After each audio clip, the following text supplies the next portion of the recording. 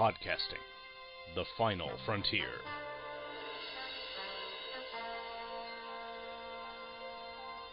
This is the Hammer Podcast. Its 30-minute mission: to rehash geeky topics, to seek out new bastions of nerdiness, to timidly go where the more talented have gone before. Greetings, and welcome to the Hammer Podcast, the official podcast of thehammerstrikes.com. My name is Gene Hendricks, and this time I'm going to tackle the feedback I've been getting on these shows. Since I have a few emails to get to, let's not waste any time. Our first two messages come from Chris Franklin, listed as Chris and Cindy, but I really don't think Cindy had anything to do with it, of the Supermates podcast, as well as the Power Record show over on Fire and Water. The first one deals with the Changes show I did with Tom Harris. He writes, "Hey Gene, I really enjoyed your Changes episode. A nice, healthy, non-teeth gnashing discussion on comic changes. I have to admit, I haven't been keeping up with Thor or Cap's titles for years and years. Cap has been replaced so many times, I think of this as a non-issue, and actually think it's cool that they finally picked Sam to fill in. If Thor loses an arm, that's a bit much. I have a hard time with all the dismemberment going on in comics nowadays. A generation of writers who grew up watching Saw movies, maybe? Look at the Joker, or on second thought, don't. Anyway, I do agree that the Thor bit reeks a bit more of a stunt than the Cap one, but that may ultimately depend on who the mysterious female turns out to be. Maybe it will be more organic than it seems. It will be interesting to see if they keep this going past Avengers 2 next summer. After all, everyone was right that Marvel put Peter Parker back in play in comics by the time ASM2, that's Amazing Spider-Man 2, by the way, hit theaters. A very fun show, and I'll definitely be checking out Tom's show now, Chris. Yeah, I would suggest anyone who hasn't checked out Radio Free Asgard, you really should. Tom does a great job going through all the Thor books of all the different eras, and he'll tell you what he likes, what he doesn't like, and best of all, he does funny voices, as you heard me attempt to do on the Christmas Carol episode.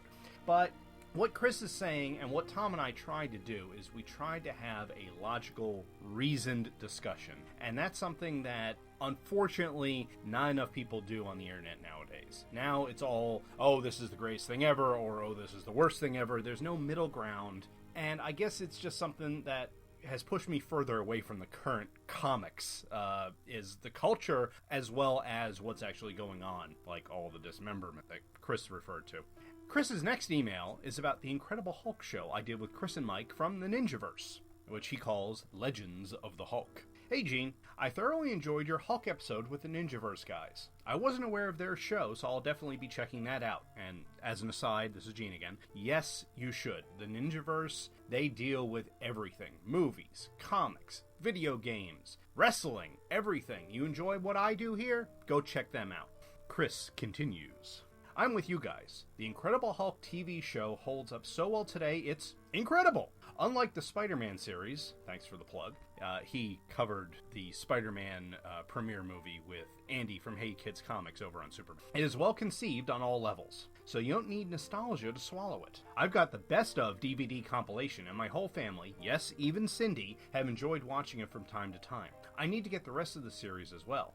I like the recovering alcoholic analogy. I never thought of it that way, but it works, and certainly speaks to the raging spirit that dwells within angle. I believe that Iron Man 70s TV movie was something called Exo-Man. I'd never heard of it until that fan trailer hit the net a few years back. Chris.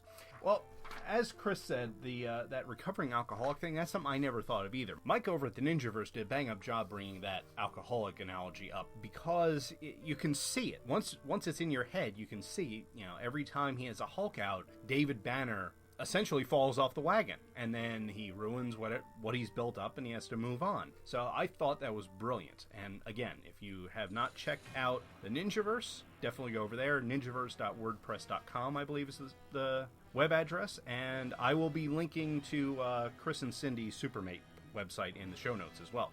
Now we move on to the Greek God show and some feedback from Sean Engel of Just One of the Guys and Listen to the Prophets, among others. Sean is one of those prolific podcasters out there. He writes, Dear Gene, First off, it's great to hear that you put out another episode of the Hammer Strike Show, especially since it's on the subject of the Greek pantheon.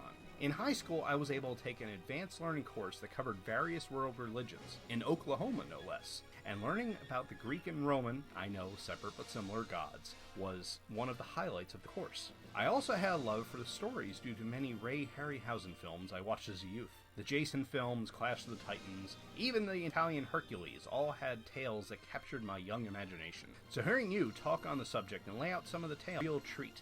I would like to put the email on pause there and just let you know that, I replied to Sean when he sent this email, and I told him, Greek lore has been a soft spot for me as well, and Clash of the Titans was one of the major focuses of that. I wanted to learn more about these gods that were portrayed on the screen and what they did. Found out, Perseus and Pegasus actually weren't in the same story. But that's the kind of thing you do. You find something that interests you and you start learning more about it and getting the background and everything. It does not lessen my enjoyment of the movie or any of Harryhausen's other Greek-inspired things like Jason and the Argonauts, etc. But it does give you a nice background of things and where these stories come from and all that. Sean goes on. Also, I'd like to commend you on the statement that belief in a deity/group of deities and the belief in theories such as the Big Bang are not mutually exclusive. I feel that both are just mankind's way of attempting to rationalize their place in the cosmos. Yes, the latter can be backed up with far more empirical evidence, but that shouldn't be a reason to outright dismiss a person's desire to make sense of the unexplained. Just my thoughts. Anyhow, I look forward to more shows like this, as well as your new Anime Freak show with Dr. Bill. Sean. Oh, thank you again, Sean. And yes, I had to put that creationist, evolution, deities, intelligent design, whatever you want to call it. I am an engineer.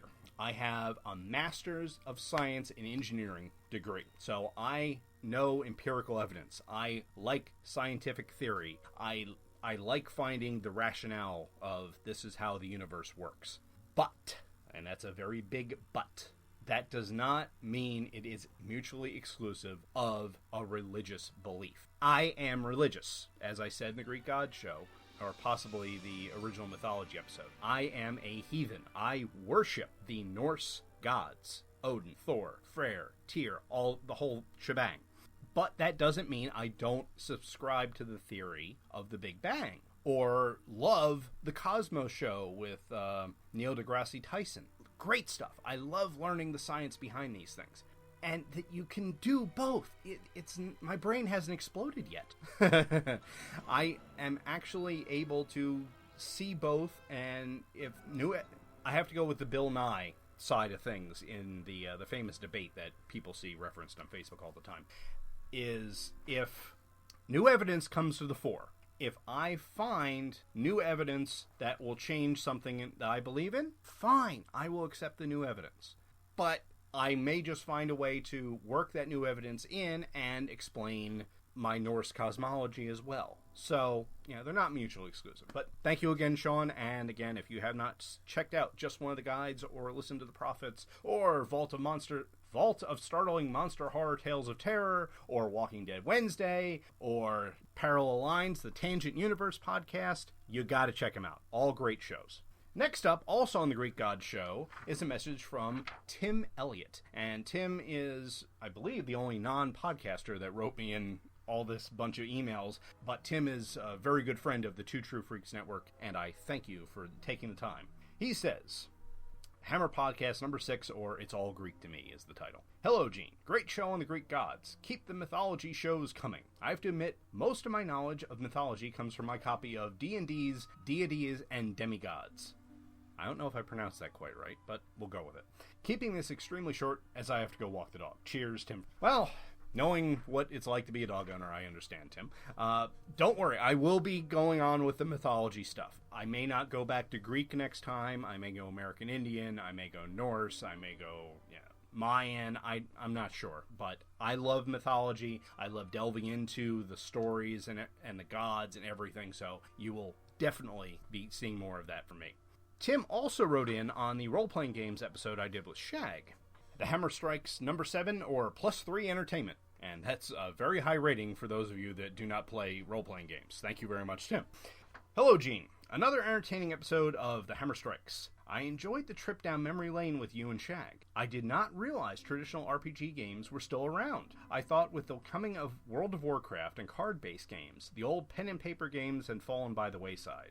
I dabbled with RPGs in my youth, beginning with the first edition D&D back in 1981, but my game of choice was Gamma World. I leaned more toward sci-fi, and Gamma World was right in my wheelhouse. My time in the RPG arena was short. My small group can never get organized enough to really sit down and actually play a game. We spent more time prepping than playing, and as we entered high school and started working, our interests changed. I think it's great you held on to your love of role-playing games and still play. I've only actually played D&D, Gamma World, and Star Frontiers. I own but never played Robotech, Doctor Who, Star Trek, GURPS, Humanax, Marvel Superheroes, and Star Wars. Many of these I purchased for the reference material. Keep the shows coming. Cheers, Tim. Well, thank you again for writing in, Tim. And yeah, pen and paper games are still around, and they are still publishing new ones, believe it or not. I don't know, maybe it's the way my mindset works. I enjoy video games, but I'm the kind of person that if I don't know the person I'm playing a video game with, like whether they're in the same room or across the ocean or whatever, I tend to solo games, meaning I play, even in multiplayer games, I play on my own, which is why I like games like Skyrim. But now that my daughter has discovered the PlayStation and Disney Infinity, guess what? I don't play a lot of video games anymore. So, you know, I like the pen and paper stuff just because it's so much more open. I mean, you keep hearing these video games talked about as open world concepts and et cetera, et cetera. But it's one of those things where, yeah, it's open as long as the programmers programmed it. Like, you can't climb a mountain unless they program that you can climb that mountain. Whereas pen and paper, the only limit, literally the only limit is your imagination. And that's just something I like. Alright, time for a quick break, and then back with more emails. I am vengeance. I am the night. I am back! You need to take the trash out. Hey, I'm trying to make a trailer for a podcast. Oh, you mean Supermates, the husband and wife geekcast? Why, yes, that is what I mean. The show where you and I discuss all things geeky. Comics, TV, movies, books, you name it. Well, are you going to tell them that you can find the show at www.supermatescomic.blogspot.com? Well, I think you kind of already did. And that new shows will be posted bi-weekly, every 2 weeks? I was, but you just kind of did that too. Well, see, now you can go take out the trash. Great.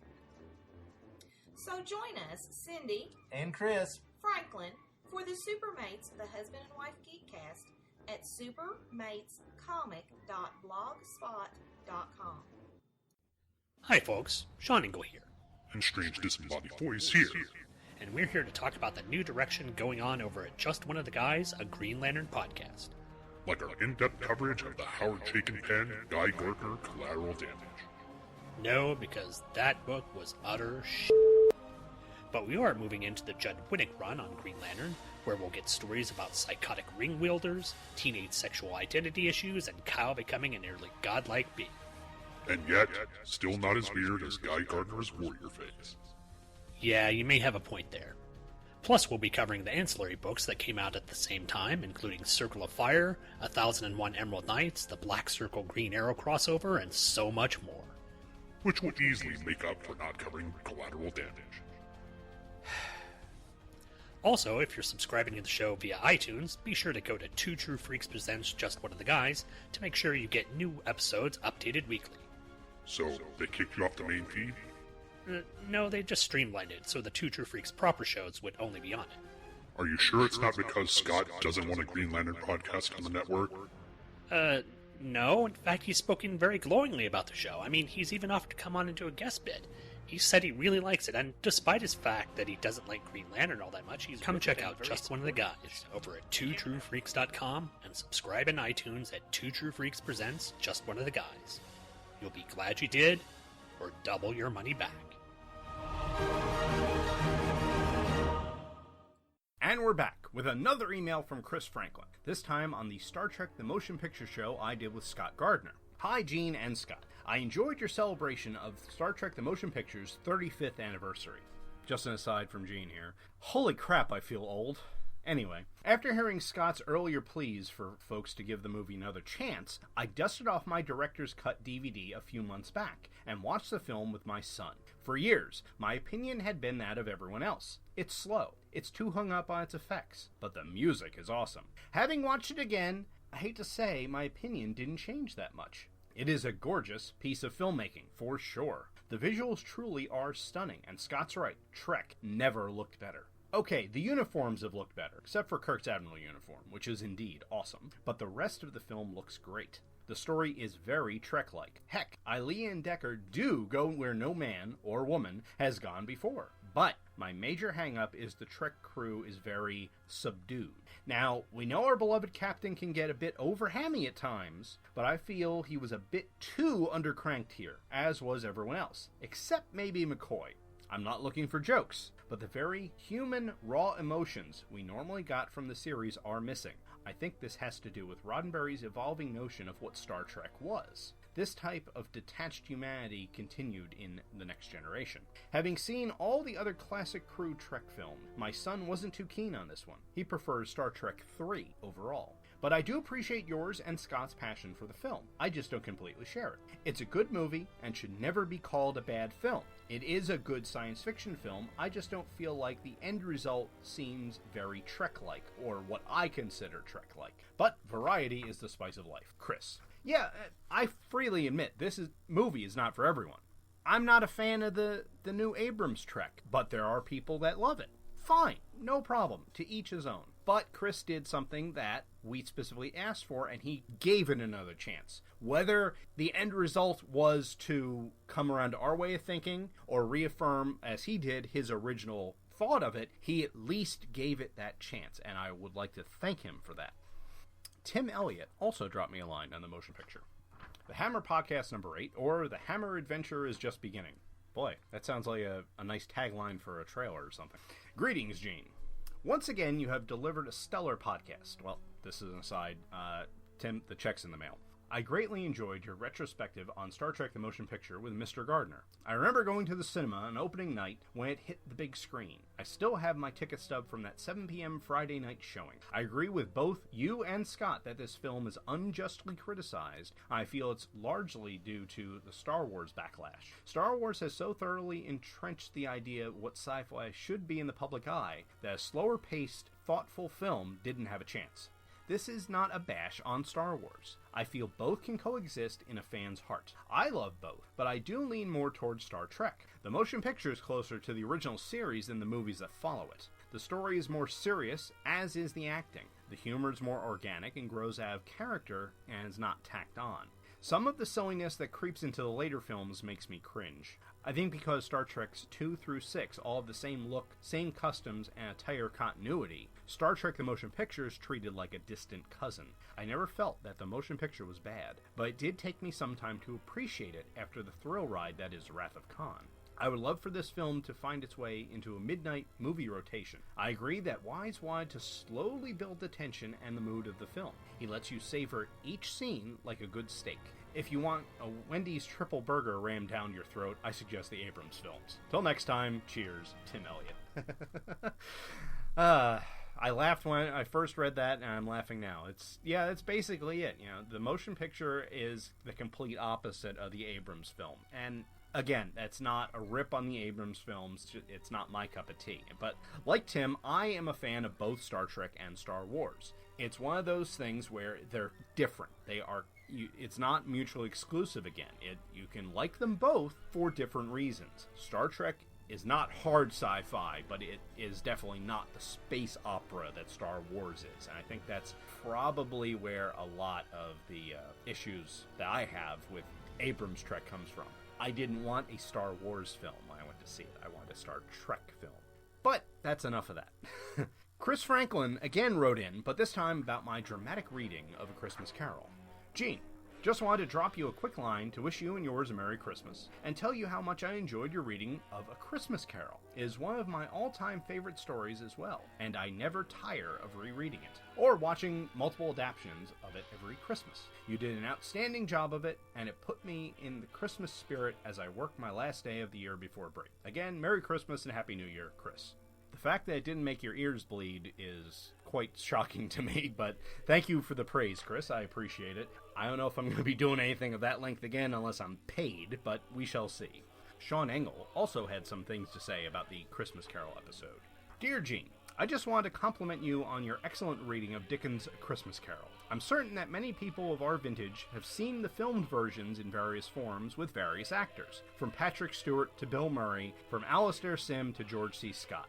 I'm intentionally omitting Jim Carrey, as I would prefer to omit Jim Carrey from all things that tend to bring joy into the world. But I would wager that very few have ever fully read the story upon which these films were based, much less had it read in full to them in such an entertaining manner. Your check's in the mail too, Sean. Yes, there were times that Dickens got a bit wordy with the descriptions, especially the depictions of food. But to hear the story in its entirety showed how all these movies took sometimes the basic idea of the tale and put only that on screen. Listening to you read this was a joy, and I commend you for being able to do it. Even with simple short stories, I myself had fumbles with words and what have you, but yours was a professional production. Too bad DiManzo has an alternative definition of professional for his employees, as this most certainly won't garner a Christmas bonus. Sincerely, Sean Engel. Yeah, it's one of those things, it was a labor of love, and that's all I got paid. You have no idea how many flubs there were in that production, Sean. I think a few actually did make it into the final product, but I cut out a good third of what I recorded just because I had to keep repeating myself because I couldn't get through it all, and holy crap, do I need to learn how to breathe when I read these things. Anyway, now we have a couple of emails about the show as a whole. The first one comes from Aaron Moss of the Head Speaks and Task Force X podcasts.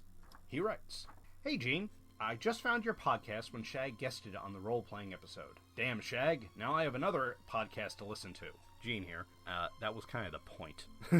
I'm piggybacking on Shag's popularity to increase my download numbers. It's shameless, isn't it? I downloaded the other 9 episodes of your show and have listened to the first 5 of them. I have to say, great work, Gene. I'm enjoying your podcast very much. I like the short segments as I can fit more of them in. I like your Legends of the Superhero show also. Brings back great memories. Like you, I too am a fan of comics from the mid-80s and the 90s. This area is also my joy. Thanks for the great show. Aaron Brotherhead Moss. Well, thank you very much, Aaron, Head, whatever the hell I'm going to call you. If you have not listened to Head Speaks, I can't speak for Task Force X yet because I haven't listened to those episodes. I'm working my way through the Fantastic Cast, and it's going to take me a while. But I would highly recommend Head Speaks. It's on the longer side of things, but that's perfectly fine. And I have to tell you that Aaron has specific points of view, and he sticks to them and backs them up. And you may not agree with them all the time, but you should certainly listen to them. Our last email comes from Ron, just Ron, of Dinner for Geeks fame. He wrote a response to an email I sent to them, and he was obviously bottling this up for a while. Now, I'm going to do this one a little bit different. He has broken this into a show-by-show review, and I'm going to pause after each entry of his for my response. Otherwise, you're not going to remember what I'm responding to. Gene, I was originally leery on listening to your show. First, I figured you were some genie-come-lately just trying to sponge off of our success on Dinner for Geeks. And second, I really didn't want to hear about Thor anymore, or ever. So when you started your Legends of the Superhero series within a series, I took notice. I'm a big fan of the live-action superhero adaptations. Though it seems when I check the numbers, I am only batting about 500. So I really enjoyed the merging of my favorite things, comic book films and Swamp Thing, and Adrienne Barbeau's breasts. I have been listening ever since. Like I said, I had been meaning to write this email earlier, so here is what I was going to say in order of listening to them. Legends of the Superhero, Swamp Thing. Cool. Enjoyed it from start to end, and hope you guys will follow up with a more thought-out review of the TV series. It wasn't as bad as many have suggested. The second Swamp Thing movie can be ignored. No, really, please. Okay, my response to that is if Rob Kelly is willing to come on and do the Swamp Thing TV series with me, I am perfectly fine with that. I remember watching that show on USA, and I loved it. I don't know if I understood exactly what I loved about it, but I did love it. So I'd be more than willing to do that, but, I'll have to see how much I can drug Rob into coming on. Legends of the Superheroes, Batman. Awesome Spataro and Dr. Bill, and Batman 66. Oh wait, did anyone realize they were doing the show beforehand? Reminiscing about the good old days is great, but sometimes watching it before discussing it might be worthwhile too. Still fun, and you and two guys that can tangent off and still be interesting. The whole change in the show format was neat, and I never consciously noticed it, but the moment it was pointed out, I realized it. I'm glad to hear that you'll be keeping coming back to Legends of Superheroes. You know, there was 2 TV specials under that name. When you're up to the challenge, I know where there are some geeks willing to help you out. Alright, back to me again. And thank you very much, Ron. I am going to tackle Legends of the Superheroes, the actual Legends of the Superheroes shows. I just don't know when yet. And I've never seen them, so I'd have to get a copy of them, etc., etc. But, hey, we want to do a Dinner for Geeks Hammer podcast crossover? I am all for that on that Legends of Superheroes. As far as the tangents and not watching it beforehand and everything, we did watch it beforehand. It's just the way Paul, Bill, and I are when we get together, apparently, is it's just kind of stream of consciousness stuff. As, you know, we bring something up and eventually it comes back around and all this. And part of Legends of the Superheroes is just me wanting to talk about these old shows that I love, or some of the movies, you know, that come out more recently and things like that. And I'll give you a peek behind the curtain here, people. I am basically, on the majority of my shows, 100% scripted. I'm not on this one, I'm giving you off-the-cuff responses to the emails, but most of my other shows, I am reading off of paper. Legends of the Superheroes is not that way, simply because I want it to be a conversation. I want it to go where it goes, and it may come out as a little disjointed depending, but that's just the way it is. That's the way it's going to be. Sorry, Ron, if you don't enjoy that. Alright, back to Ron's email. Episode 1, Star Trek. Now that I have an MP3 player, I can catch up on stuff I have ignored. Upside, talk about Star Trek, not Thor. Downside, it's Star Trek the Motion Picture. I know a lot of people who love this film. It was a keystone in a lot of lives, and a dream for many that have been waiting to see since the TV show. I am not unimpressed with it. It looks nice, but the story is mediocre and it doesn't have the chemistry of the main characters down. Alright, well, again, just like Chris Franklin isn't a fan of motion picture, Ron isn't either. Perfectly fine. That episode was more of my explanation into why I am a geek, less about the motion picture, but I did a motion picture episode, so I don't think I need to rehash that. Episode 2, Comic Books. We all had a gateway drug, and in the 60s and 70s it was comics. Know where you came from, and you will always know where you are going. Unknown per Ron. Well, that's his entire comment on that. I'm going to take that as favorable. Thank you. Episode 3, Mythology. First, I will disagree with you on your definition of mythology. True or imaginary, the point of myths is to teach moral actions. Greeks used the gods to point out shortcomings of man's emotions. And second, less than 15 minutes? You touched on Greek and Roman and Norse, but nothing even on American mythology. This was the most disappointing show for the potential and so little content. Yeah, I understand where Ron's coming from on that, and that was more of, I didn't know how far to go, because some people would find that subject dry. I don't. I really enjoy it, but I didn't want to go overboard on the first time that I put it out there. And the fact that I've got so much positive response specifically on that show is why I'm going to keep going with the mythology shows. And I'm going to spotlight specific stories from each mythology like I did with the Greek gods. Back to Ron. Episode 5, Changes.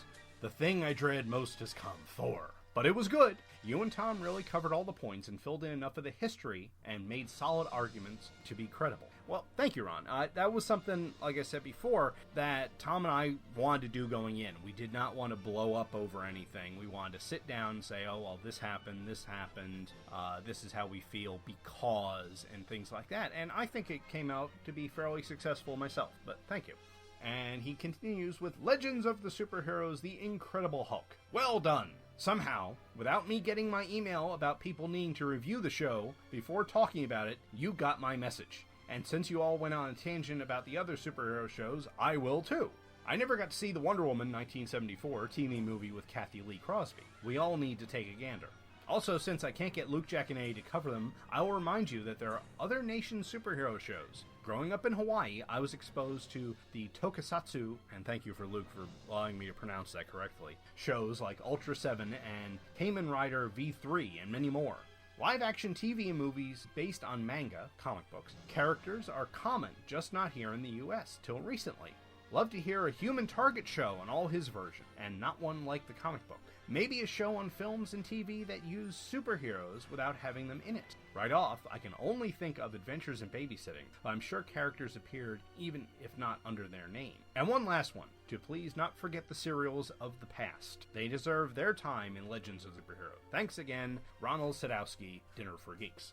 Well, yeah, as far as other nation superheroes, I have no problem covering them. That is perfectly fine.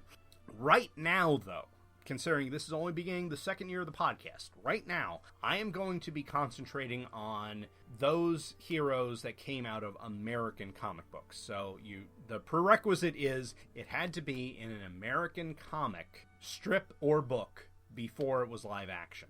I am more than willing to branch out into the tokusatsu stuff, no problem at all. But I think, at least as far as Ultraman goes, Luke is definitely covering that on Earth Destruction Directive, and as he's doing a bang-up job, I'm not going to step on his toes.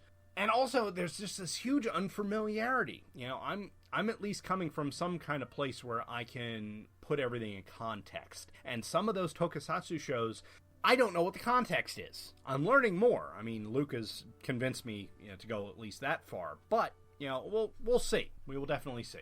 Okay, time for one more break, and then when we come back, I'm going to go over what is planned for the upcoming year on the Hammer Podcasts. Feels good. Hello, sweetie. My name is Aaron Moss, aka Head. I love Star Wars, comic books, movies, reading, comedy, and most things geeky. Come join me monthly, well, mostly monthly, as I talk about the things I like and a few of the things I hate. Where, you may ask? Why, I'm at Head Speaks. I can be found on iTunes under Head Speaks, and at my website at headspeaks.com, and then click on Headcasts. Also, you can find me on Facebook and Google+, both under Head Speaks. Come, take a listen.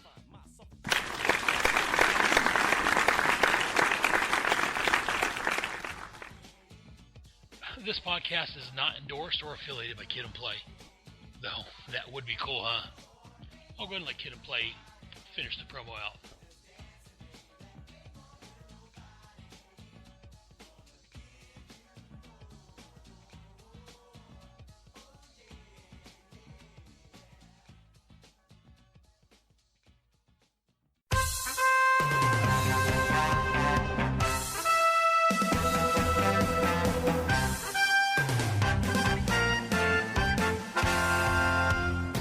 Together from the disparate reaches of geekdom, here in this restaurant booth, are the most powerful forces of geek ever assembled.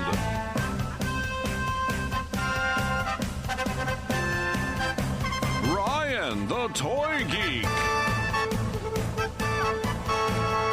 Scott, the award-winning radio host.